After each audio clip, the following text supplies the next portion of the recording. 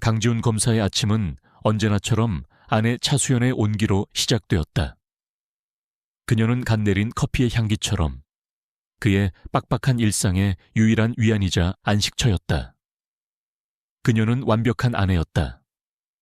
완벽한 식단, 흠잡을 데 없이 다려진 그의 와이셔츠, 그리고 그의 고된 하루를 걱정해주는 따뜻한 눈빛까지.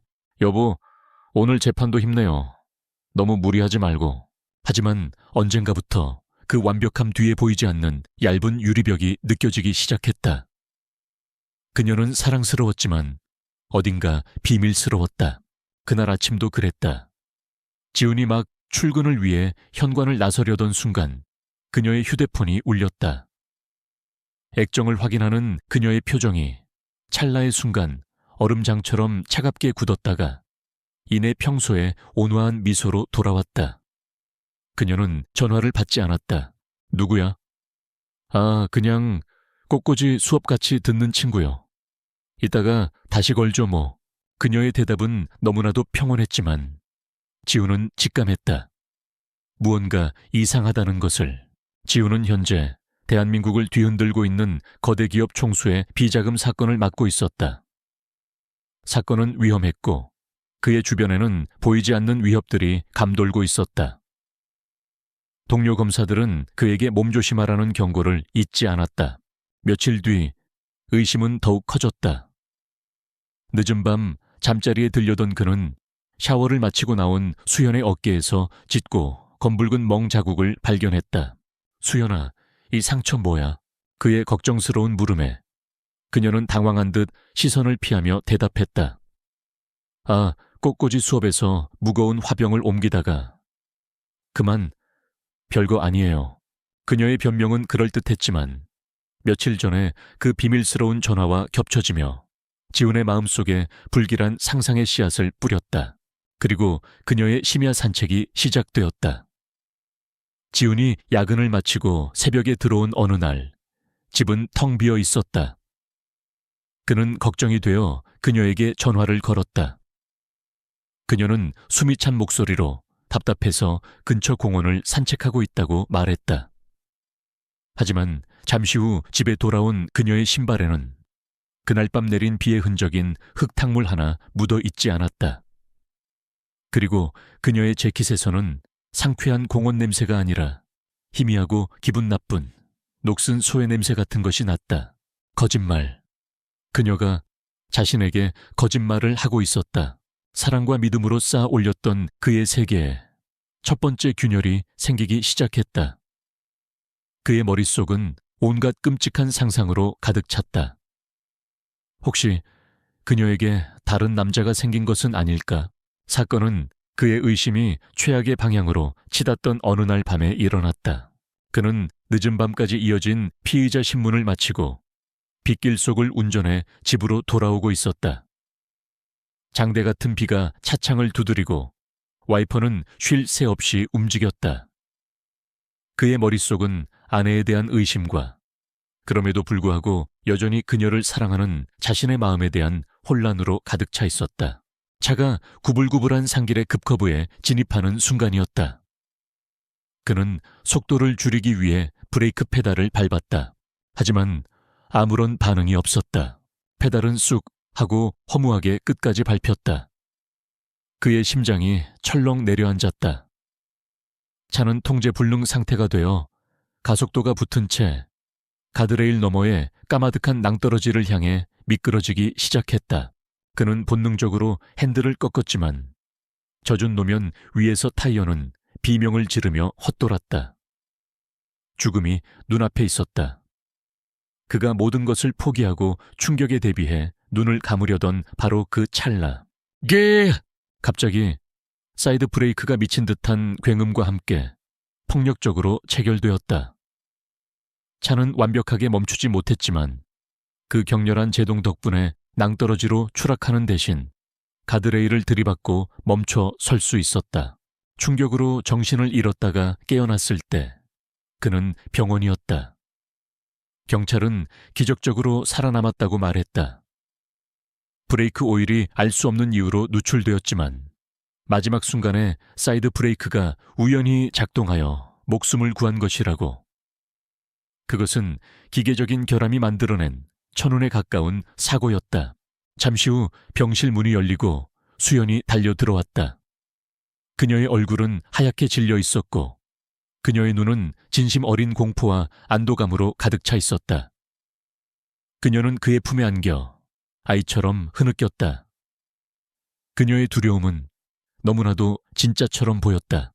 하지만 그녀에게 안겨 그녀의 떨림을 느끼면서도 지훈의 머리꽃은 차갑게 식어 있었다. 비밀스러운 전화, 의문의 멍자국, 거짓된 심야 산책, 그리고 이 기적적인 사고. 그의 머릿속에서 이 모든 파편들이 하나의 끔찍한 그림으로 맞춰지고 있었다. 그는 차마 입 밖으로 꺼낼 수 없는 스스로를 부끄럽게 만드는 끔찍한 의심에 사로잡혔다. 혹시 이 모든 것이 연결되어 있는 것은 아닐까? 퇴원 후 강지훈의 집은 어색한 친절함으로 가득 찼다. 차수현은 지극정성으로 그를 간호했다. 그의 모든 식사를 직접 만들었고 그가 움직일 때마다 그림자처럼 따라다니며 도왔다. 그녀의 걱정은 너무나도 진심처럼 보여서 지훈은 자신의 마음속에서 싹트고 있는 끔찍한 의심에 대해 죄책감을 느꼈다. 하지만 그녀의 비밀스러운 행동은 멈추지 않았다. 그녀는 여전히 그의 앞에서 전화를 받지 않았고 한밤중에 산책을 나갔다. 집안에 함께 있어도 두 사람 사이에는 보이지 않는 강이 흐르는 듯했다. 그녀의 과도한 친절은 오히려 그 강을 더 넓게 만드는 둑과도 같았다. 사무실로 복귀한 지훈의 모습은 위태로워 보였다. 그는 일에 집중하지 못했고 수시로 창밖을 보며 깊은 생각에 잠겼다. 그의 그런 변화를 그의 멘토이자 선배인 김 부장검사가 놓칠 리 없었다. 김 부장은 산전수전 다 겪은 베테랑 검사였다. 그는 인간 본성의 어두운 면을 누구보다 잘 알았다. 그는 점심시간에 따로 지훈을 불러내 툭 하고 물었다. 강 검사, 무슨 일 있어? 요새 얼굴이 말이 아니야. 아내 문제야? 지훈은 차마 자신의 의심을 입 밖으로 꺼내지 못했다. 하지만 그의 침묵은 그 어떤 긍정보다 더 많은 것을 말해주고 있었다. 김 부장은 혀를 차며 선배로서의 조언을 건넸다. 그것은 지훈의 의심에 독을 타는 조언이었다. 강 검사, 내가 세상 살아보니까 믿을 사람 하나 없어. 특히 부부 사이에 비밀이 생기면 그건 끝이야. 의심스러우면 덮어두면 병만 된다고. 직접 확인해봐야지. 요즘엔 사설 탐정 쓰면 하루 만에 상대방 스마트폰까지 다 들여다봐 주던데. 그의 냉소적인 조언은 검사로서의 이성과 남편으로서의 믿음 사이에서 흔들리던 지훈의 마음에 의심이라는 쪽에 무거운 줄을 올려놓았다. 그날 저녁 두 번째 사고가 일어났다. 지훈이 김 부장의 말을 곱씹으며 무거운 마음으로 집에 돌아왔을 때 그는 현관문을 열자마자 희미한 가스 냄새를 맡았다. 심장이 덜컥 내려앉았다. 그는 황급히 부엌으로 달려갔다. 그곳에는 수연이 헤드폰을 낀 채 음악을 들으며 아무것도 모른 채 저녁 식사를 준비하고 있었다. 지훈은 패닉에 빠져 가스레인지를 확인했다. 가스 밸브 뒤에 연결된 낡은 고무 호스가 칼로 자른 듯 예리하게 아주 미세하게 잘려 있었다. 자연적인 노후나 균열이 아니었다. 명백히 누군가의 의도적인 행위였다. 수연아, 그가 소리치자 그녀는 그제야 헤드폰을 벗고 놀란 눈으로 그를 돌아보았다. 왜 그래요, 여보? 가스 냄새 못 맡았어. 하마터면 우리 둘 다 죽을 뻔했어. 그녀의 얼굴은 순수한 충격과 공포로 하얗게 질렸다. 정말? 나는 전혀 몰랐는데. 어떻게? 정말 큰일 날 뻔했네. 그녀의 영의는 완벽했다. 하지만 지금 지훈의 눈에는 그 완벽함이 오히려 더 큰 의심을 불러일으킬 뿐이었다. 가스 회사에서 나온 직원의 결론은 허무했다. 그는 잘린 호스를 보더니 배관이 낡아서 생긴 우연한 균열이라고 결론 내렸다. 그것은 자동차 사고 때 경찰이 내렸던 결론, 즉 기계적 결함이 만들어낸 우연과 기묘할 정도로 닮아 있었다. 패턴, 검사로서의 그의 본능이 비명을 지르고 있었다. 이것은 우연이 아니다. 세상에 이렇게 완벽하게 짜인 우연은 존재하지 않는다. 그날 밤 지우는 잠들 수 없었다. 그는 자신의 옆에서 천사처럼 평화롭게 잠든 아내의 얼굴을 바라보았다. 그가 세상에서 가장 사랑하는 여자. 하지만 그는 이제 그녀의 저 평온한 얼굴 뒤에 어떤 비밀이 숨겨져 있는지 알 수 없어 두려웠다. 그의 아내는 피해자일까? 아니면 그는 더 이상 생각하고 싶지 않았다. 그는 결심했다.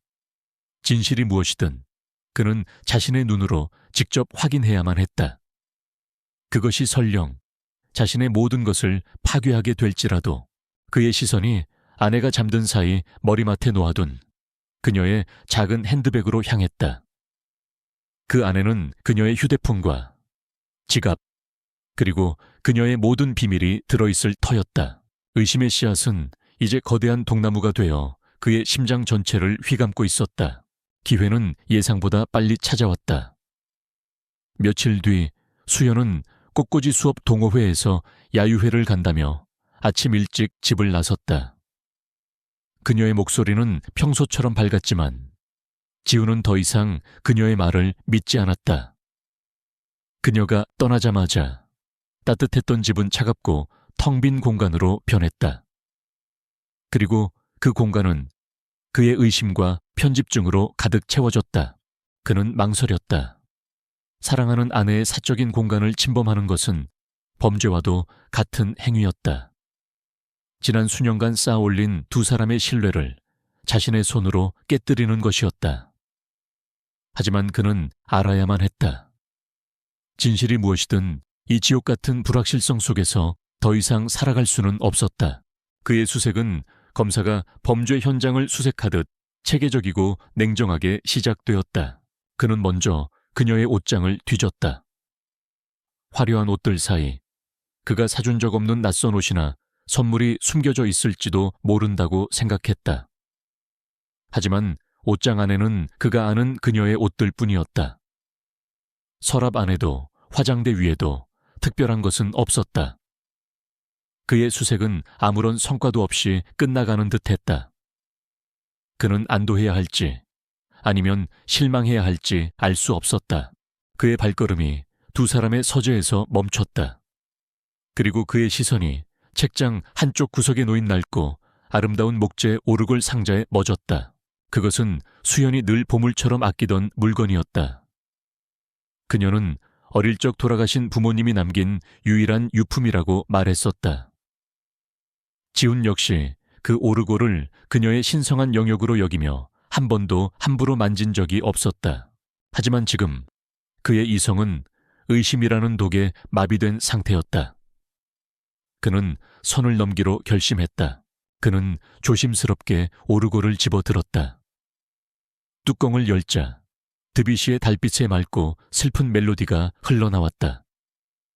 그녀와 닮은 아름답지만 어딘가 슬픈 곡이었다. 오르골 안쪽 발레리나 인형이 돌아가는 붉은 벨벳 안감 밑바닥.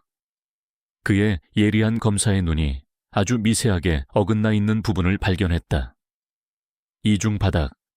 그의 심장이 얼어붙었다. 그는 손톱으로 조심스럽게 그 바닥을 들어 올렸다. 그 밑에는 마치 관처럼 생긴 작은 비밀 공간이 있었다. 그리고 그 안에 단 하나의 물건이 들어 있었다. 아무런 표식도 없는 작고 검은색의 USB 드라이브. 그것을 보는 순간 지훈의 머릿속에서 최악의 시나리오가 완성되었다. 불륜. 이 USB 안에는 그가 그토록 두려워했던 배신의 증거가 들어있을 터였다. 다른 남자와 주고받은 메일, 혹은 차마 눈 뜨고는 볼 수 없는 사진이나 영상. 그 생각만으로도 온몸의 피가 차갑게 식는 것 같았다. 지독한 구역질과 함께 그의 세상이 무너져 내리고 있었다. 그녀의 모든 비밀스러운 행동들, 거짓말들. 그 모든 것이 이 끔찍하고 단순한 하나의 단어로 설명되고 있었다. 그는 떨리는 손으로 USB를 들고 자신의 컴퓨터로 향했다. 그가 USB를 꽂자 화면에 암호 입력창이 떴다. 단순한 비밀번호가 아니었다. 국가기관에서나 사용할 법한 복잡하고 강력한 보안 시스템이었다. 그녀가 얼마나 철저하게 자신의 비밀을 숨겨왔는지 보여주는 증거였다. 그는 컴퓨터 화면 앞 어둠 속에 홀로 앉아 있었다. 지금이라도 멈춰야 한다. 이 판도라의 상자를 열지 말고 마지막 남은 믿음의 끈을 붙잡아야 한다. 그의 머릿속에서 그녀와의 행복했던 기억들이 스쳐 지나갔다. 결혼 서약, 그녀의 웃음소리, 그를 위로해주던 따뜻한 손길. 하지만 그 기억들 위로 차갑고 잔인한 의심의 그림자가 드리워져 있었다. 의심은 이미 그의 영혼 전체를 잠식한 독이었다. 그는 알아야만 했다. 그는 떨리는 손가락으로 키보드 위에 손을 올렸다. 그는 더 이상 남편이 아니었다.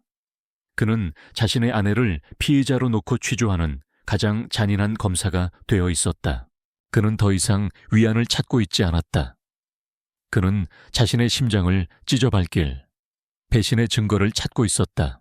강지훈은 자신의 서재, 그 어둠 속에서 얼마나 오랫동안 앉아 있었는지 알 수 없었다. 그의 눈앞에는 아내의 모든 비밀을 담고 있을 판도라의 상자, 검은색 USB가 놓여 있었다. 그는 검사였다.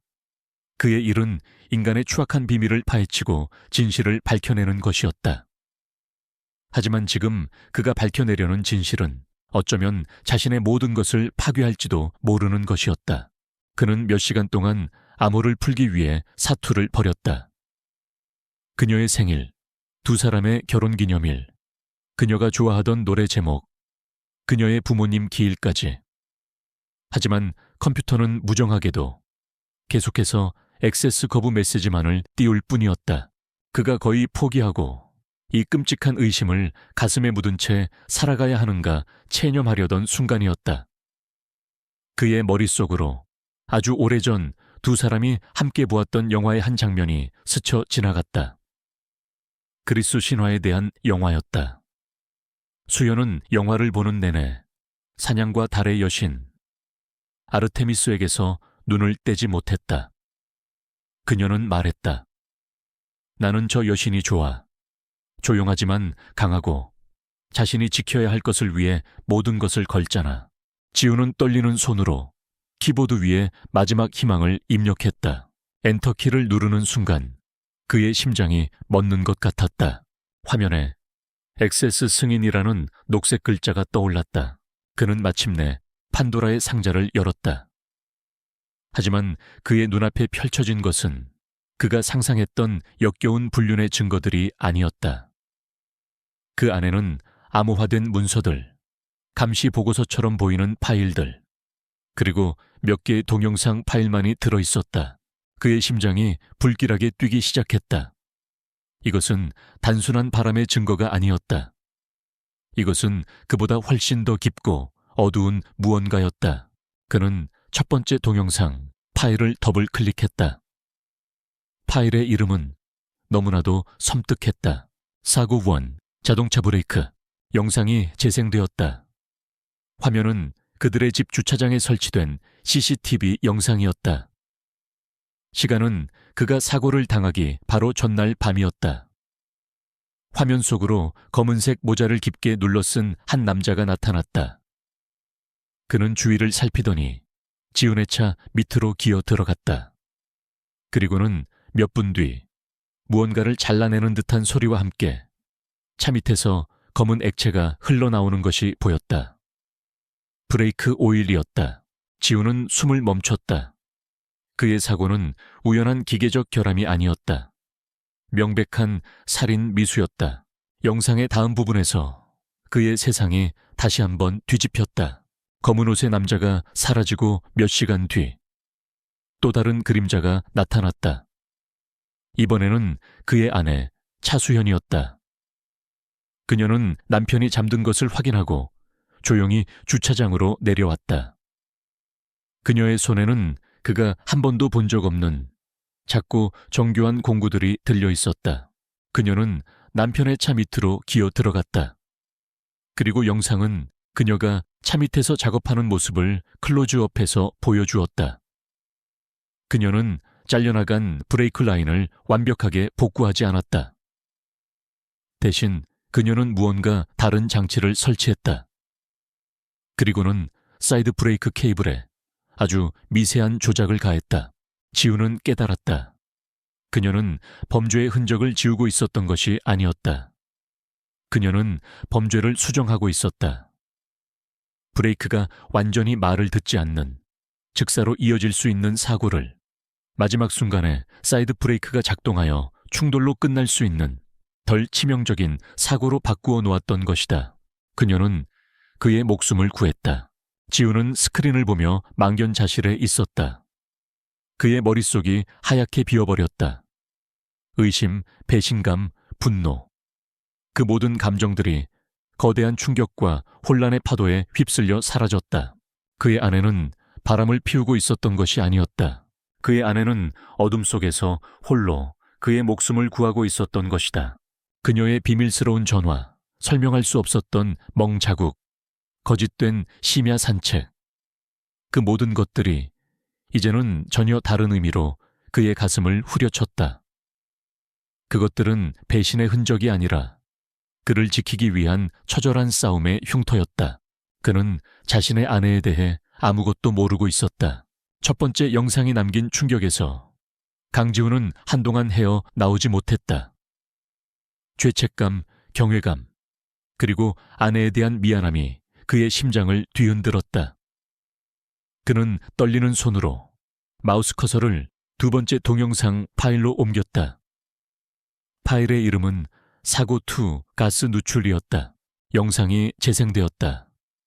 이번에는 부엌의 화재 감지기에 설치된 듯한 초소형 카메라의 영상이었다. 화면 속 시간은 그가 가스 냄새를 맡았던 바로 그날 저녁이었다. 영상 속으로 또다시 검은 옷의 남자가 나타났다. 그는 익숙하게 현관문의 잠금 장치를 해제하고 유령처럼 집 안으로 들어왔다. 그리고는 부엌으로 가 가스레인지 뒤편의 밸브 호스를 날카로운 도구로 미세하게 훼손시켰다. 아주 느리고 치명적인 방식의 살인 시도였다. 남자가 사라진 후 영상은 다른 화면으로 전환되었다. 그것은 마치 아내 수연의 시점에서 촬영된 듯한 바디캠 영상 같았다.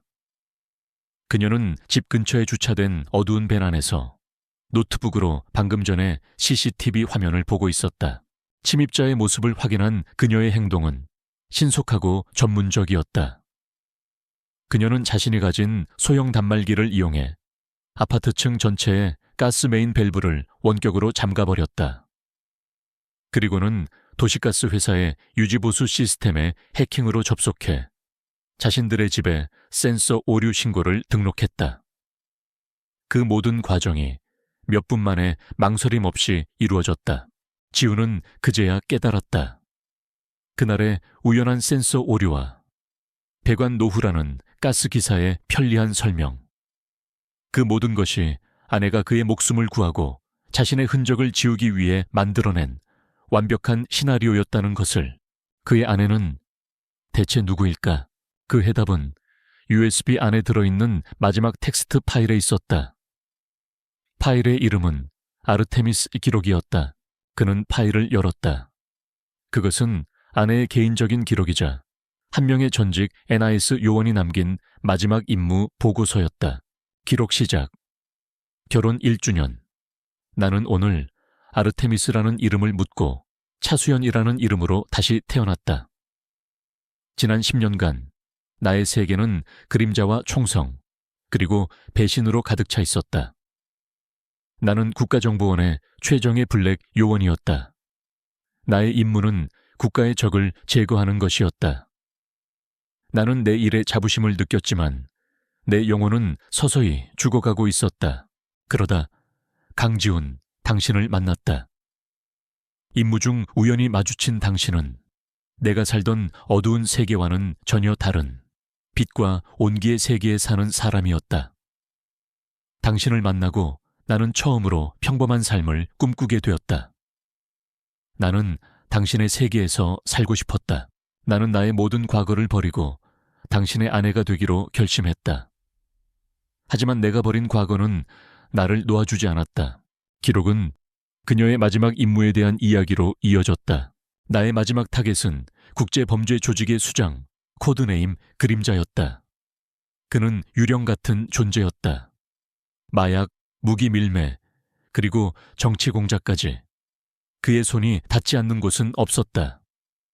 나는 몇 년간의 추적 끝에 마침내 그의 조직을 와해시키고 그를 체포하기 직전까지 갔다. 하지만 그는 마지막 순간에 연기처럼 사라졌다. 복수를 맹세하며. 그리고 이제 그 그림자가 돌아왔다. 그는 몇 년간의 추적 끝에 마침내 나를 찾아냈다. 하지만 그는 나를 직접 공격하지 않는다. 그는 내가 과거에는 결코 가져본 적 없었던 나의 유일한 약점, 바로 당신을 공격하고 있다. 지우는 이제 모든 것을 이해했다. 자신이 지금 맡고 있는 거대 기업 비리 사건, 그 사건의 중심에 있는 자금의 흐름이 바로 그림자의 조직과 연결되어 있었던 것이다. 자신의 수사는 의도치 않게 잠자고 있던 악마를 깨웠다. 그의 아내는 바람을 피우고 있었던 것이 아니었다. 그녀는 자신을 지키기 위해 보이지 않는 전쟁을 홀로 치르고 있었던 것이다. 지우는 스크린을 보며 망연자실해 있었다. 그가 사랑했던 여자, 그저 꽃을 좋아하고 음악을 사랑하던 그 연약하고 조용한 아내. 그녀는 사실 자신을 지키기 위해 어둠 속에서 싸우는 고독한 수호 천사였다. 그의 의심과 분노는 이제 그녀에 대한 경외감과 그녀를 의심했던 자신에 대한 지독한 죄책감, 그리고 그녀의 안전에 대한 끔찍한 공포로 바뀌었다. 그는 아직 열어보지 않은 마지막 동영상 파일을 보았다. 그 파일의 이름은 너무나도 불길했다. 아늘, 이야기는 과거가 아니었다. 위험은 바로 지금 이 순간에도 계속되고 있었다. 강지훈의 손가락이 오늘이라는 이름의 파일 위에서 망설이고 있었다. 지난 2개의 파일이 보여준 진실만으로도 그의 세상은 이미 폐허가 되어 있었다. 이 마지막 파일은 그 폐허 위에 종말을 구하는 핵폭탄일지도 몰랐다. 하지만 그는 알아야만 했다. 그는 마우스를 클릭했다. 화면이 켜지는 순간 그의 숨이 멎었다. 그것은 녹화된 영상이 아니었다. 실시간으로 전송되는 라이브 피드였다. 화면은 동그랗고 중앙에는 십자선이 그려져 있었다. 스나이퍼의 조중영 시점, 그리고 그 조중영이 향하고 있는 곳은 너무나도 익숙한 건물이었다. 바로 그가 매일 출근하는 대검찰청 건물. 카메라는 천천히, 그러나 무자비하게 한 사무실의 창문을 향해 주민하고 있었다. 바로 그의 사무실이었다. 그는 화면 속에서 자신의 텅 빈 의자와 책상 위에 어지럽게 널려있는 서류들을 볼 수 있었다. 그는 깨달았다. 지금 이 순간 자신은 누군가의 저격 조중영 안에 들어가 있다는 것을. 그는 미친 듯이 같은 폴더 안에 있던 다른 텍스트 파일을 열었다. 그것은 군사작전 계획서처럼 차갑고 건조한 언어로 쓰인 수연의 계획서였다. 타겟, 강지훈 검사. 저격수 위치, 맞은편 폐건물 옥상. 예상 무기, 드라구노프 SVD.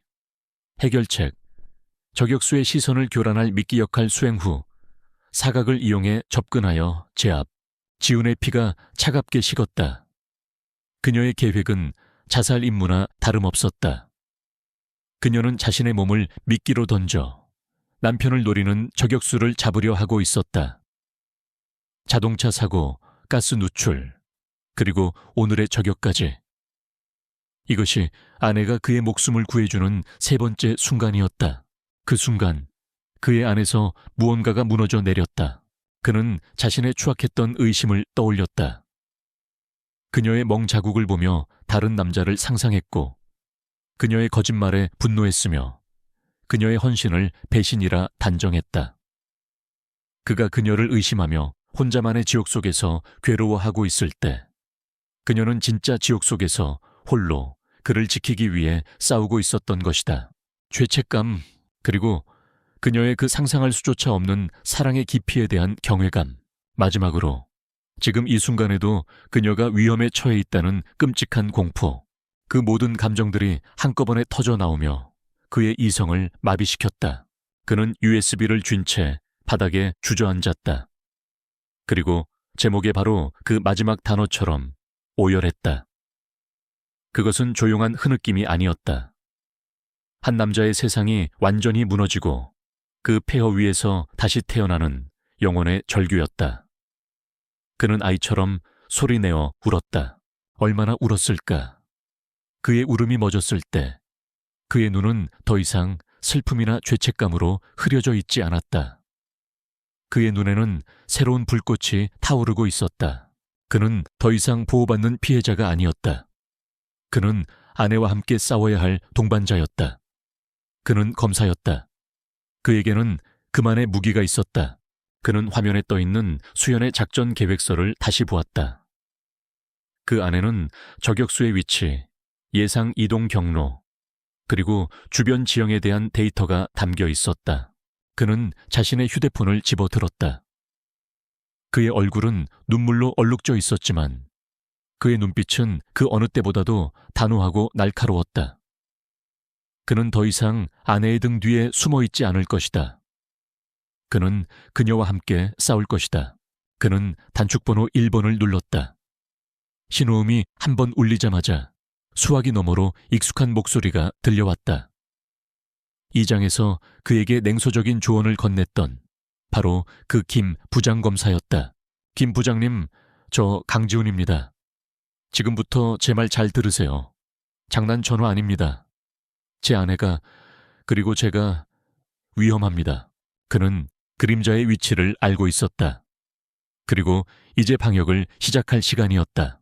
강지훈의 사무실은 이제 전쟁지휘본부가 되어 있었다. 한쪽 스크린에는 스나이퍼의 시점이, 다른 쪽에는 수연의 작전 계획서가 떠 있었다. 그는 자신의 신뢰하는 선배, 김 부장검색의 보안 라인을 통해 실시간으로 정보를 전달했다. 김 부장님, 적의 위치는 현재 제가 보내드린 좌표 55빌딩 옥상입니다. 유일한 퇴로는 B동 비상계단입니다. 제 아내가 지금 그쪽으로 접근하고 있습니다. 제발 그녀를 엄호해 주십시오. 그의 목소리는 검사로서의 냉철함과 남편으로서의 절박함이 뒤섞여 있었다. 같은 시각 차수연은 유령처럼 폐건물 안을 이동하고 있었다. 그녀의 움직임에는 한치의 망설임도 낭비도 없었다.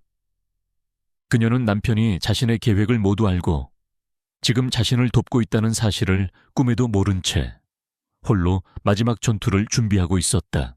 옥상으로 향하는 마지막 계단.